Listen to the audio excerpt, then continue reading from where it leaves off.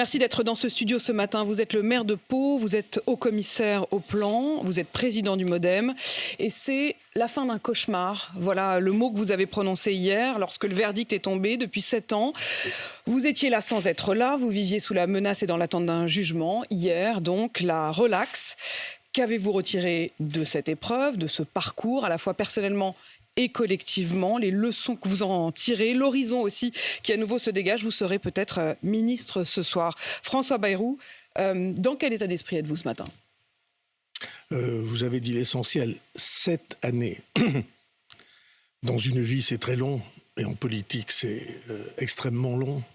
7 années de soupçons, de diffamation, d'une mécanique judiciaire, vous savez bien, extrêmement lourde, très difficile à convaincre. Vous avez le sentiment d'une impuissance extraordinaire. Votre sort est débattu en public. Il y a constamment des fuites de documents qui se retrouvent, vous savez bien, dans la presse. Et puis, il y a jugement avant qu'il y ait enquête. Et il y a définition d'une culpabilité qui n'existe pas. Et lorsqu'au terme de ce très éprouvant chemin, qui a coûté très cher politiquement, bien sûr, mais c'est secondaire, très cher en humanité. On va y revenir parce que vous n'étiez pas le seul dans la tourmente. Et donc, quand une décision de justice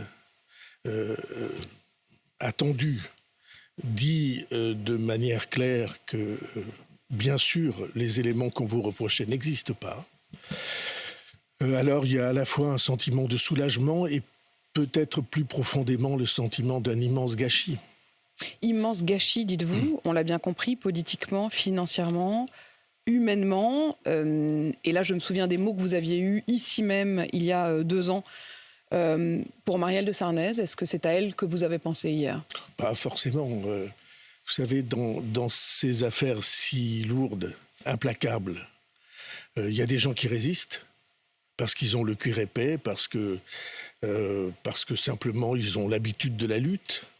Et puis il y a des gens même qui paraissent très forts et qui en réalité sont fragiles. Je rappelle que Marielle de Sarnez, elle avait donc dû démissionner comme vous. Vous étiez 3 au gouvernement à avoir démissionné. Sylvie Goulard, ministre des Armées, au moment où donc l'enquête a été lancée. Marielle de Sarnez, qui était ministre des Affaires européennes, et vous-même, qui étiez depuis seulement 35 jours ministre de la Justice. Quand vous dites qu'il y en a qui ne résistent pas, est-ce que vous allez jusqu'à vous dire que Marielle de Sarnez en est morte? Bon, essayons de dire des mots justes. J'ai vécu l'affaire Dominique Baudis.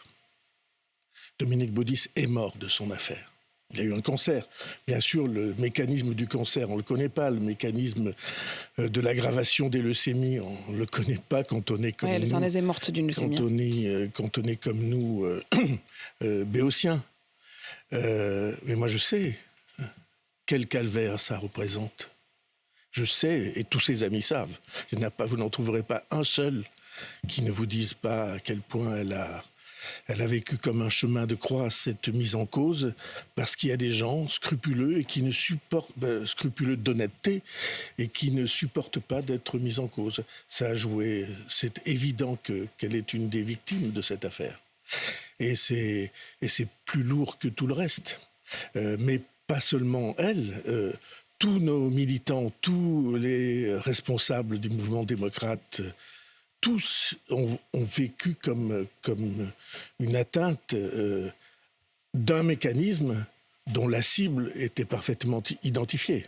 C'est-à-dire la cible, c'était le président du mouvement et son rôle dans la vie politique Donc la française. cible, c'était vous? Oui. Ça veut dire que pour vous... C'est d'ailleurs drôle parce que le magistrat Quand vous dites l'a le dit. mécanisme, ça veut dire les 6 ans... Ça veut dire d'abord la mise en cause, ça veut dire les 6 ans d'instruction, ça veut dire le procès. Tout ça était politique. C'est trop vite dit. Vous le dites sans le dire. Non, je vais vous dire précisément. C'est comme une chaîne de dominos. Quelqu'un renverse le premier domino. Et ce premier domino entraîne la chute des autres consécutivement. Et le mécanisme de la justice Euh, j'ai souvent envie, je vais peut-être écrire un livre sur ce sujet, pour dire comment, quand vous êtes de l'autre côté, vous le vivez.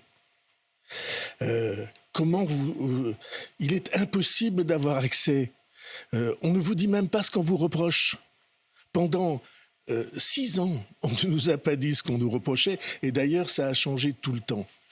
Et quand vous réfléchissez, on n'est pas le seul parti politique mis en cause. Il y en a 2 autres. Le RN sera fixé sur son sort à l'automne. LFI est également dans la même tourmente pour le même reproche, c'est-à-dire l'inquiétude d'une utilisation ou d'un détournement de fonds européens pour payer non pas des assistants parlementaires européens, mais des gens qui travailleraient au service du parti. Alors, vous avez dit détournement de fonds publics. Il n'y a pas de fonds publics. Les fonds publics, c'est la force de travail qui est mise à disposition des parlementaires pour faire leur travail. Et il n'y a pas de parlementaires sans parti politique. Cette idée...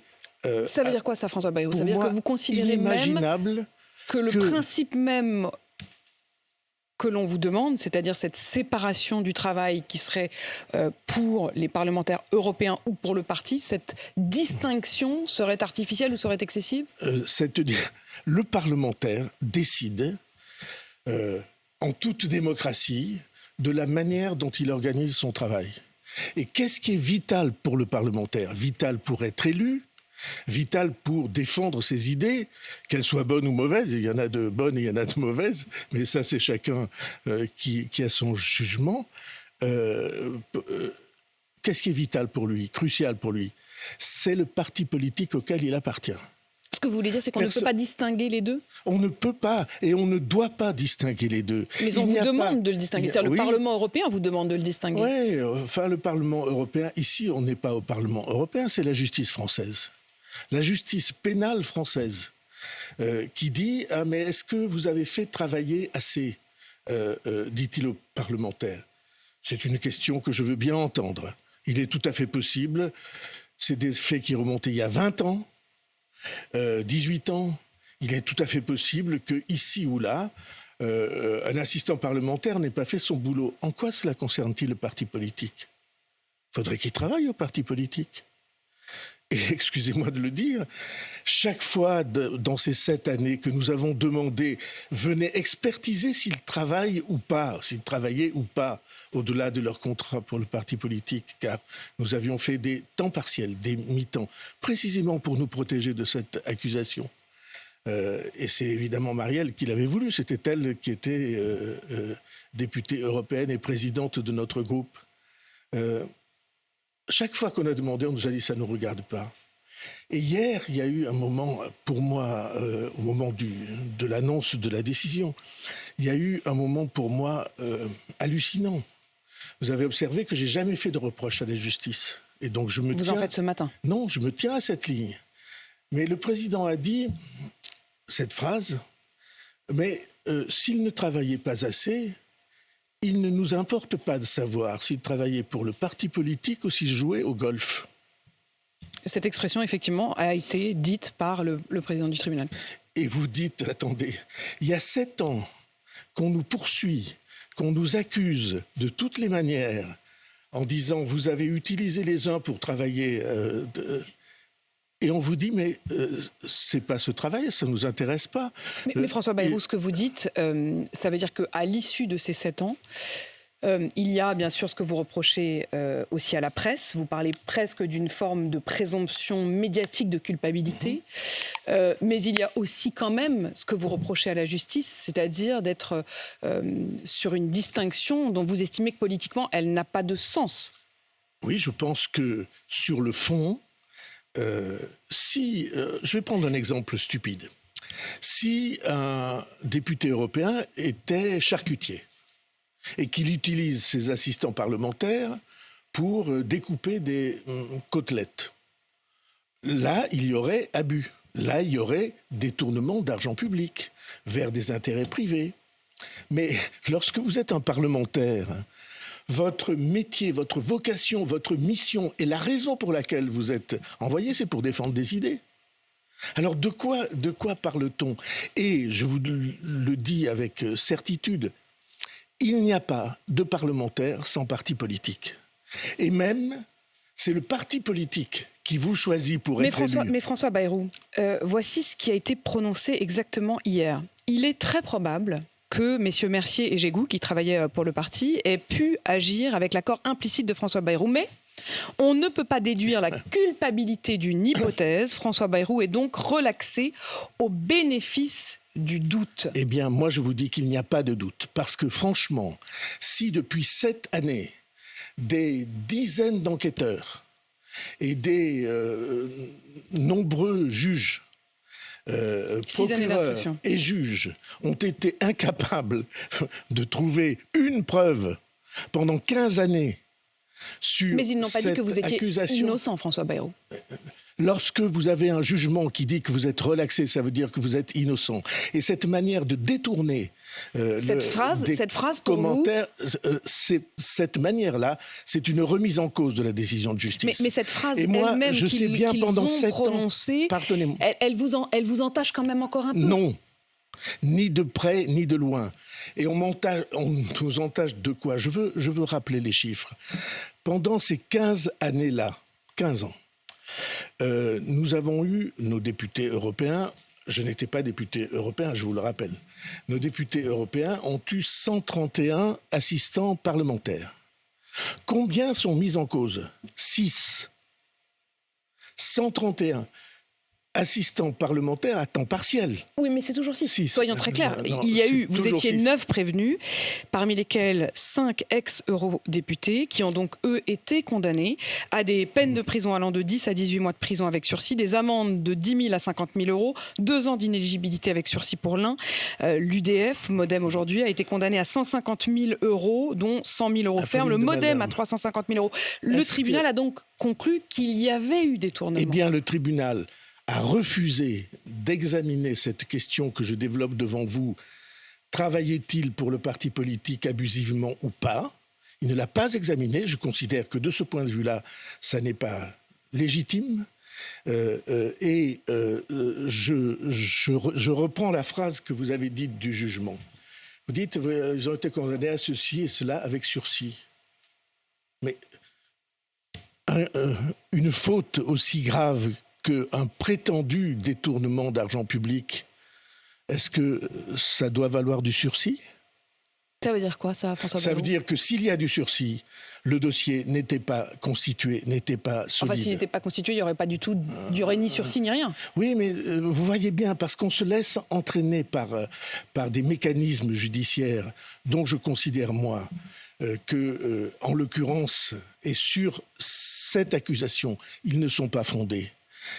Vous remettez donc en cause ce jugement? Je défends ce que je sais être la vérité, pas ce que je crois être la vérité. Ce que je sais être la vérité. Mais vous n'avez pas réussi à les convaincre à 100%. Ben, je les ai convaincus assez pour que celui qui était réputé être le chef de tout ça, l'organisateur de tout ça, l'instigateur de tout ça, et vous voyez bien quelle était la cible et la dimension de cette cible, eh bien, il a été relaxé. Et je récuse absolument qu'il y ait le moindre indice qui dise qu'il y a doute, parce que le mot a été prononcé. Ou alors c'est qu'ils sont pas bons comme enquêteurs, Vous avez été ministre de la accusateurs. Justice. Est-ce que vous considérez, justement, après avoir traversé ces 7 années, qu'il y a un problème aujourd'hui dans le fonctionnement de la justice? Il y a un problème parce qu'il n'y a pas un citoyen qui peut comprendre ce que nous racontons. Je vais vous dire ce que je crois profondément. Pendant ces 7 années, j'ai très souvent pensé que nous n'avions pas la moindre chance. Parce que vous étiez coupable ou parce que... Non, parce que le mécanisme de la justice est tel, il est si lourd. Vous n'avez pas les moyens de vous défendre. Parce que se défendre, par exemple, je vais dire quelque chose de trivial, ça coûte extrêmement cher. Mais ce que vous dites est terrible, parce que ça veut dire que tous ceux qui nous écoutent aujourd'hui, pour quelque affaire que ce soit, pour quelque cause que ce soit, si vous n'avez pas confiance véritablement quand même dans le fonctionnement de la justice, qui peut l'avoir? J'ai confiance, la preuve, mais je dis que très souvent, j'ai pensé que nous n'avions aucune chance. Et j'ai pensé chaque fois à tous ceux qui nous entendent, qui se trouvent pris dans ces mécanismes de justice, qui ne comprennent pas ce qu'on dit. Mais est-ce que ça veut dire qu'aujourd'hui le pouvoir judiciaire est trop puissant ? Non, je ne veux pas dire les choses comme ça. Mais je pense qu'il y a des changements très importants à apporter. Les mots utilisés. Vous savez, quand les procureurs ont requis contre nous un réquisitoire, ils demandent des peines. Ils ont requis contre nous des peines, et contre moi, des peines incroyables, 30 mois de prison avec sursis et je ne sais. Bon, j'ai reçu plein de messages. Et dans ces messages, il y avait vraiment le verdict est trop dur. Parce que, évidemment, vous écoutez, vous êtes un citoyen. Et on pense en effet que c'est le verdict et pas juste le réquisitoire. Il pourrait y avoir appel. Ce n'est peut-être pas fini, François Bayrou. C'est peu important. Ça a été jugé sur le fond et sur le principal... Enfin, c'est peu important. Si c'est le cas, ça repart à zéro. C'est le principal responsable. Non, ça ne repart pas à zéro. Non, je ne redoute rien. Ma certitude est que désormais, plus personne ne peut dire que c'est un système... C'est ce qu'a dit d'ailleurs effectivement le président du tribunal. Il a dit qu'il n'y avait pas eu de système, qu'il n'y avait pas eu d'emploi fictif et qu'il n'y avait pas eu d'enrichissement personnel. Voilà. Alors, si je reprends votre phrase pour ceux qui nous écoutent et qui doivent ouvrir des yeux ou des oreilles éberlués, il n'y a pas d'emploi fictif, a dit le président du tribunal. Il n'y a pas de système, donc il n'y a pas d'organisation et pas d'organisateur. Et il n'y a pas d'enrichissement personnel.